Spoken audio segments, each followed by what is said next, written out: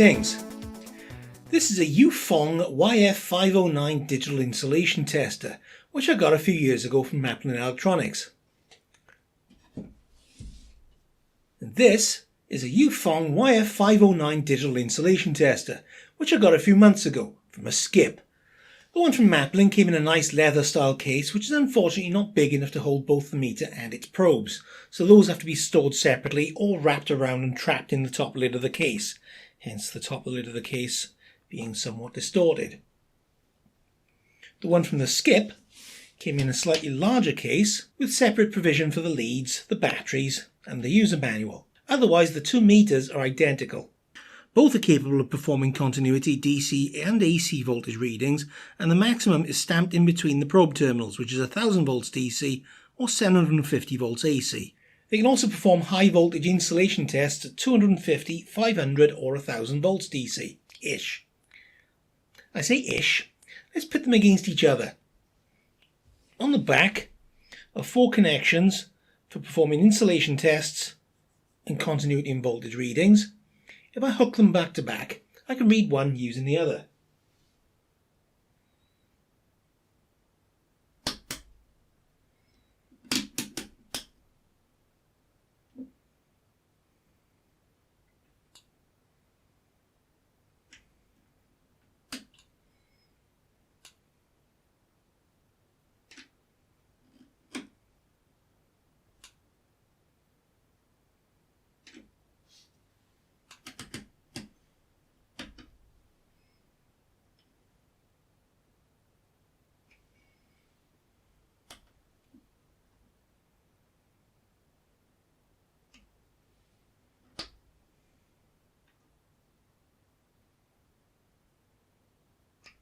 Looks like neither of them can make it to their claimed voltage, and that's with brand new batteries. A Matrel can. If I reverse the connections, notice that the insulation testers always put out a negative voltage relative to the ground connection. I can use the max function and see what it hit. That's not what I'm interested in today though. I'm interested in what's inside. Firstly, a look at the probes. You can see the one end, the black lead, has a crocodile clip on it, and the red lead has this fat probe, which you'd think might be because it's a fused probe. And you'd be wrong, because it's not. It's just a fat probe. The unit itself has the controls for selecting the readings, a max position and a data hold. So what you can do is you could be doing a test and you could hold the data then, so whatever's on the screen, this might be somewhere out of reach down somewhere, and you could hold the data and keep it on screen, or keep it on screen while you get your paperwork out and fill it in or whatever. It also has a lock facility, so you can actually turn on and leave on the high voltage output for whatever reason. Stopping someone stealing your tools, makeshift electric fencer, I don't know. I haven't had a belt off this, I don't know what the current will be like, I don't particularly want to find out.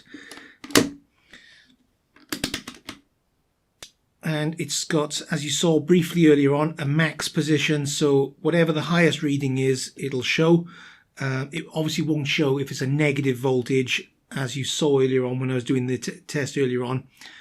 A minus 1000 volt reading is less than a 0 reading, so 0 would actually be the maximum of those two.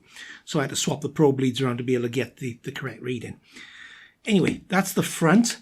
Round the back we have a battery holder, which is going to be a little bit tight now because the batteries seem to be a little bit on the fat side. It looks like there's provision for a spare fuse there, or it may even be provision for a fuse. On the 506 I know specifies that it has a fuse. I'm not sure if this one does. We'll find out when we go a little further in. There we go. Okay, so that's the battery compartment. And there is no fuse inside. There's a spring which connects the common to this shielding at the back. We can dig in a little further, I think. There's plenty of slack on those probe leads, so I can snip those probe leads, so at least we know which way round. But the colour-coded bit of stub, which way round they go back.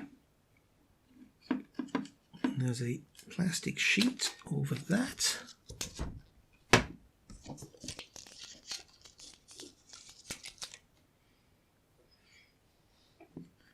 And we can dig in further.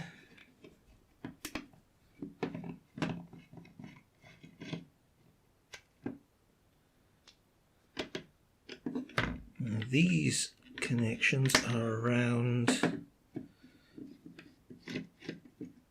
they're around something. Oh yeah, it's the knob.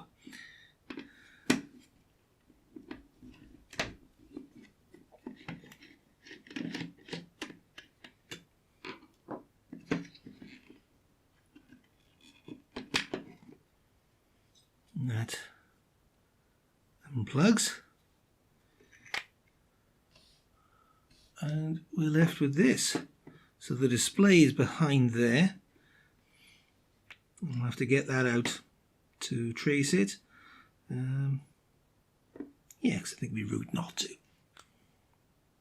Let's start with some nice close-ups of the boards. These have a pair of 9-pin connectors, one on each side, linking the two together. These also have 3 brass standoffs surrounding the 8-pole, 6-throw, 8-position, if you include the one you can't actually turn it to, rotary switch assembly, and these double up as interconnections for ground, battery and the output of the installation test voltage generator. There are also 4 presets, one on the main board to calibrate the voltmeter, the other 3 on the second board to calibrate the 3 installation test settings. And here's the schematic. Now I know which bit you're probably interested in, and that's the zappy bit, so let's get that over with. It's based on a TL494 PWM control circuit which drives transistor Q3 to run step-up transformer TR1. Now I have no idea of the turns ratio and I'm not going to rip the transformer apart to find out, but the input is going to be a maximum of about 12 volts, less if the batteries are well used or rechargeable, and the output needs to be able to reach 500 volts. So my guess is 1 to 100 is a nice round figure, but I could be wrong, and probably am. This transformer feeds a Del-On voltage doubler circuit, which then outputs the installation test voltage via a pair of 330k resistors. That's interesting, as it means that the test voltage is going to have a very low current, and may not be as nasty as I thought it would be. We'll come back to that later. The circuit will run for as long as it's getting its 12 volt supply from either the push to test or the lock buttons.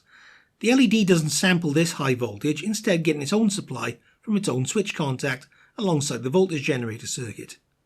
That means if the contacts are dirty, it is possible for the circuit to either generate voltage without lighting the LED, or light the LED without actually providing a test voltage. I think this would be better if single pole switches were used, so at least if the LED is lit you know the voltage generator is running, and shorting the probes would confirm that the rotary switch is behaving itself as the test voltage does go through one of the sets of contacts on that. The circuit output voltage is set by pin 1, with the resistor or resistors feeding to it back from the output, and the resistors connected between it and the battery negative connection pulling that down. These are selected so that for 250 volts resistors R13, R14 and R15 are all used for a resistance of 90.2k between pin 1 and battery negative. For 500 volts R13 is shorted out, resulting in a resistance of 45.2k. For 1000 volts R13 and 14 are shorted out, resulting in a resistance of 22.6k.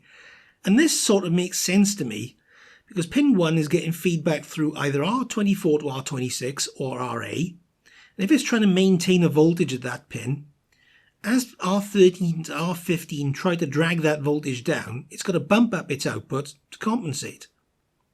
I reckon replace R15 with a 10k resistor and it's going to try and chuck out about 2000 volts at top whack, although that's probably either going to cause the transformer to flash over or the voltage doubler to fail.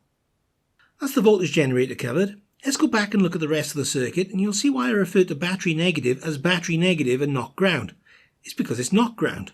Ground is a separate track, used for all the measurement and calibration stuff. The ICs don't use ground as a negative supply rail, they use battery negative instead.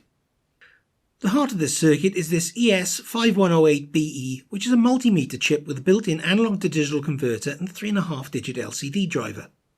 That's got a bunch of support components nearby, not to mention the LCD, a reference input that either comes from nearby or from the other board depending on switch position, and a voltage input which comes via a pair of 560k resistors and again is fed from a number of sources depending on the switch position.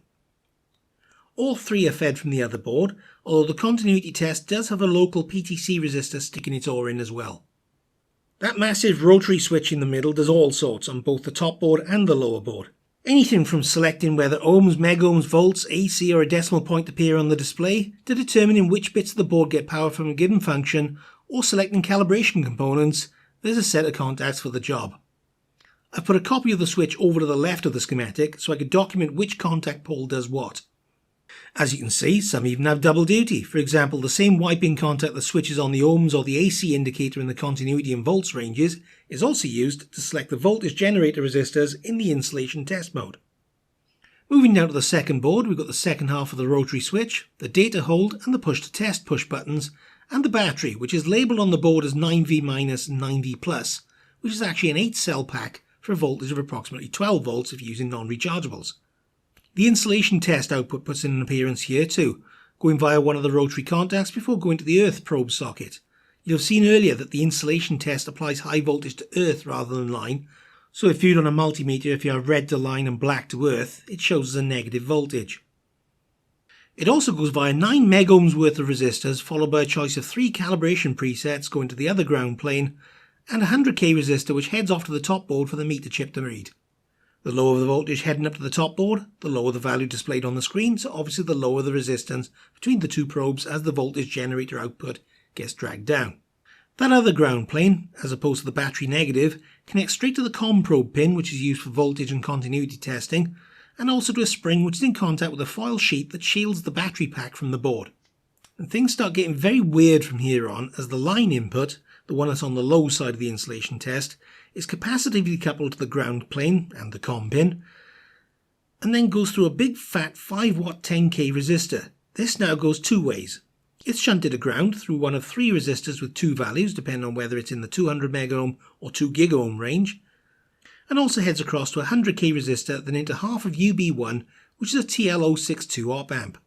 Over here though, it's also got a connection to ground through a Zener diode plus 2 back-to-back transistors with the bases and collectors linked together. Now I know a transistor with base and collector shorted can be used as a temperature sensor, there's one on the top board, but 2 back-to-back? No idea. I can't see any other tracks connecting to this little setup, but if you think you know how it works, feel free to comment. Anyway, the op amp feeds 3 FETs, one of which comes back to its own inverting input, one has a 12k resistor to the insulation test measurement line, and the third controls a 120k resistor pulling what looks like a reference input down towards ground, with a 1 meg resistor pulling it towards the line probe, and those 3 switch shunt resistors again. Now this is the one bit I really can't get my head around, and surprise surprise, it's an op amp circuit again, just like the last time.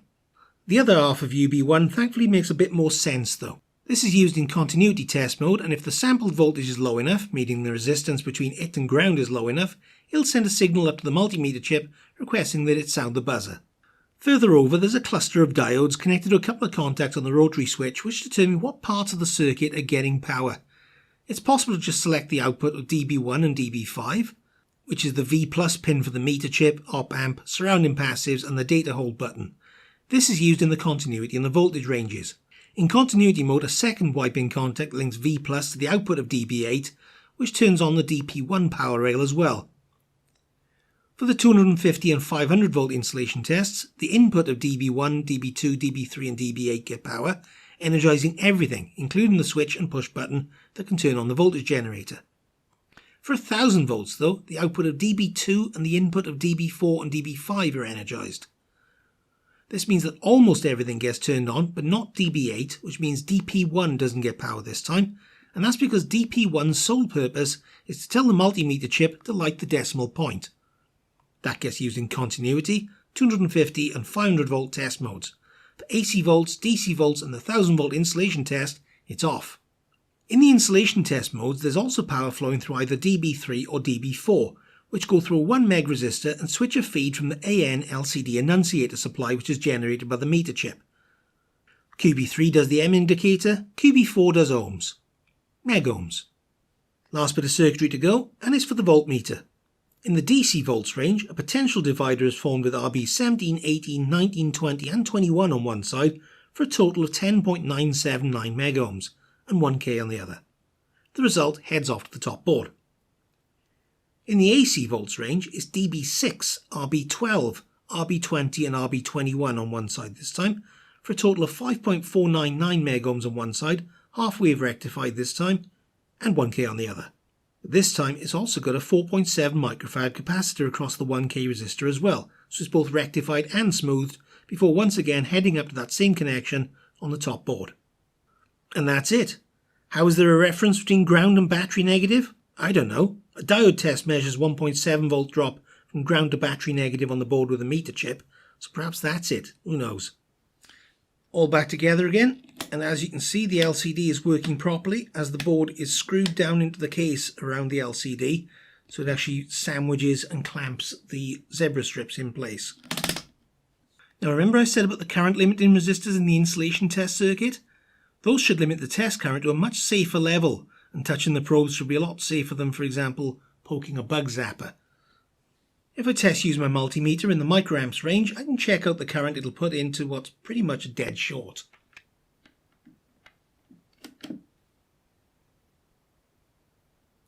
(401 microamps), 808, 809,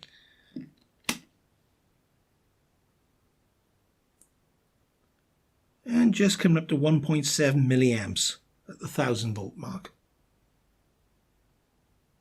With a little bit of ripple, only a few microamps. Question is, would you even feel that? Now before I go any further, I should point out that different testers will put out different test currents. My Robin KTS 1620 will put out 1.6 milliamps whether testing at 250, 500 or 1000 volts.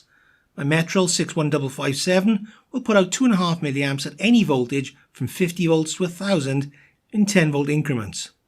So would I feel it? Well, I guess there's only one way to find out.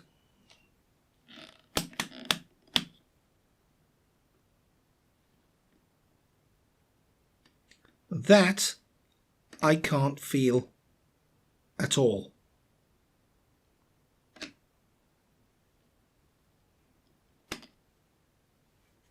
Try the 500.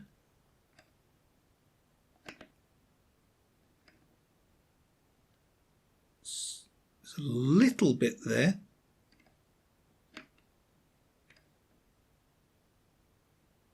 May have been when I actually took my finger off and it might have struck an arc slightly, I don't know.